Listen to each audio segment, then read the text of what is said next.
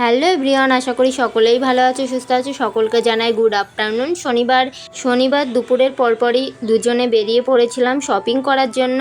দেখো দুজনে বেরিয়ে প্রথমেই চলে গেলাম হেলেঞ্চাতে গিয়ে অক্ষয় বস্ত্রালয়ে গেলাম। সেখান থেকে নিয়ে নিলাম মায়ের জন্য শাড়িটা নিতে অনেকটা সময় লেগেছিল, কারণ আমাদের চয়েসে আসছিল না, এবং সেই কারণে দেখো অনেক শাড়ি বের করে দিয়ে তারপরে মায়ের জন্য শাড়িটা কিনেই নিলাম। তারপরে দেখো বোনেদের জন্য ড্রেস কিনবো, তাই চলে গিয়েছিলাম আর একটা দোকানে, কিন্তু সেখানে পছন্দ হয়নি, তাই আমরা আবার বেরিয়ে পড়লাম বনগাঁর উদ্দেশ্যে।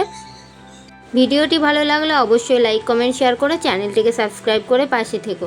দেখো এটা হলো গারাপোতা কালী মায়ের মন্দির, ভীষণ জাগ্রত।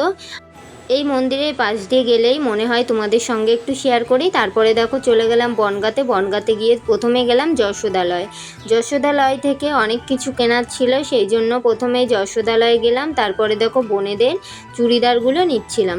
দুই বোনের জন্য দুটো চুড়িদার নিয়েছি। এই কালারগুলো কেমন লাগছে অবশ্যই কমেন্ট করে জানিও, তোমাদের সঙ্গে শেয়ার করব আমরা কি নিয়েছি।